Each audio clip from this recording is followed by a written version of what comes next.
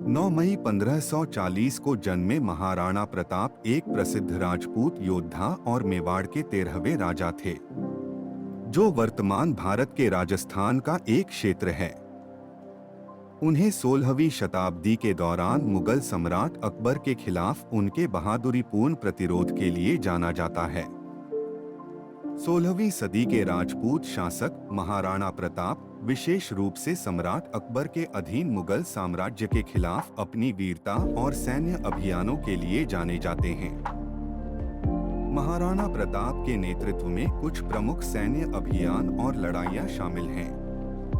हल्दी घाटी का युद्ध 1576 उदास स्माइली यह सबसे प्रसिद्ध युद्धों में से एक है, जिसमें महाराणा प्रताप ने मान सिंह के नेतृत्व वाली मुगल सेना का सामना किया था। हालांकि लड़ाई बेनतीजा समाप्त हुई, यह मुगलों के खिलाफ उनके प्रतिरोध का प्रतीक है। चित्तौड़गढ़ की घेराबंदी 1567 से 1568 उदास स्माइली मुगलों द्वारा चित्तौड़गढ़ पर कब्जा करने के बाद प्रताप ने उनके खिलाफ गुरिल्ला हमले शुरू करके अपना प्रतिरोध जारी रखा। दीवार का युद्ध 1582 उदास स्माइली इस युद्ध में प्रताप ने मुगलों के खिलाफ महत्वपूर्ण जीत हासिल की, जिससे उनका मनोबल और प्रतिष्ठा बढ़ी। बसोली का युद्ध 1586 उदास स्माइली इस युद्ध में महाराणा प्रताप ने मुगल सेनापति राजा बीरबल को हराया। अरावली पहाड़ियों में अभियान प्रताप ने अरावली पहाड़ियों में कई अभियान चलाए, जहां उनकी गुरिल्ला रणनीति और इलाके का ज्ञान मुगलों का विरोध करने में प्रभावी था। महाराणा प्रताप के सैन्य अभियानों की विशेषता। भारी बाधाओं के बावजूद भी मुगल साम्राज्य के खिलाफ मेवाड़ की स्वतंत्रता की रक्षा करने का उनका दृढ़ संकल्प था।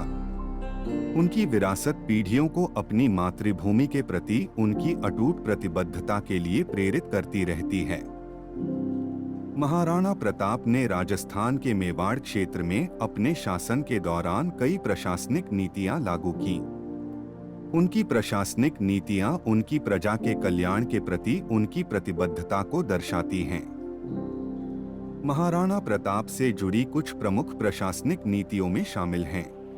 विकेंद्रीकृत शासन। महाराणा प्रताप विकेंद्रीकृत शासन में विश्वास करते थे और स्थानीय सरदारों और नेताओं को स्वायत्तता प्रदान करते थे। इससे जमीनी स्तर पर बेहतर प्रशासन संभव हुआ और स्वशासन की भावना को बढ़ावा मिला। कृषि को बढ़ावा देना। उन्होंने कृषि को प्रोत्साहित किया और कृषि अर्थव्यवस्था की समृद्धि सुनिश्चित करने के लिए उपाय किए।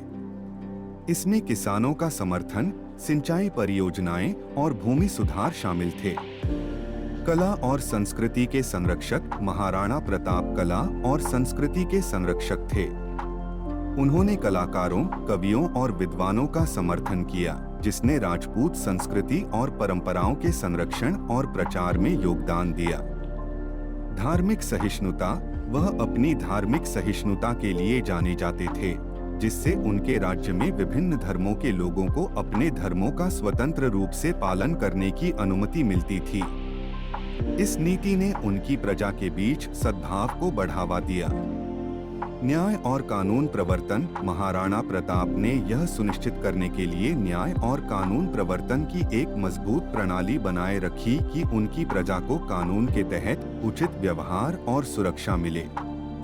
बुनियादी ढांचा विकास। उन्होंने अपने लोगों के जीवन की समग्र गुणवत्ता में सुधार लाने के लिए किलों, सड़कों और जलाशयों के निर्माण सहित बुनियादी ढांचे के विकास में निवेश किया।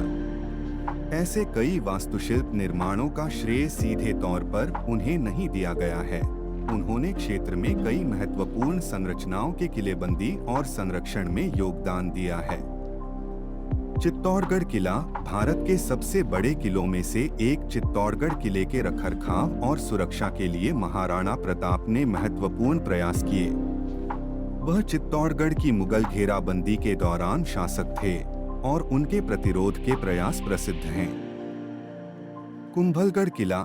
हालांकि यह किला मुख्य रूप से राणा कुंभा द्वारा बनवाया गया था, लेकिन इसने महाराणा प्रताप के समय में महत्वपूर्ण भूमिका निभाई, क्योंकि यह मेवाड़ शासकों के लिए शरणस्थली के रूप में काम करता था। प्रताप को अपनी सुरक्षा मजबूत करने के लिए जाना जाता है। महाराणा प्रताप का जीवन और मुगलों के खिलाफ उनका संघर्ष भारतीय इतिहास और संस्कृति का एक महत्वपूर्ण हिस्सा है और उन्हें राजस्थान के नायक और राजपूत शूरता के प्रतीक के रूप में याद किया जाता है।